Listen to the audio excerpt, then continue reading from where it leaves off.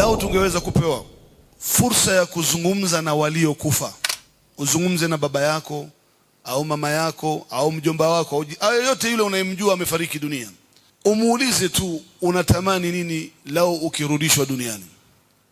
Wallahi, kama ni ahlamu alikuwa nazo, ndoto zake duniani za kujenga majumba au kuoa au kukithirisha mali au kuzaa watoto au jambo lolote lile katika matamanio yake, hakuna hata mmoja baada ya kuona hali ilivyokuwa ngumu kaburini ambayo inamfanya mtu kutafuta hasanat, hakuna hata mmoja wallahi nawaambia atawaambia anatamani kurudi katika ulimwengu huu ili akamilishe ndoto yake ya kujenga nyumba au ya kuongezwa cheo kama ni kazi au kuoa. La, wallah, atatamani afunge siku moja katika mwezi huu mtukufu Ramadhani.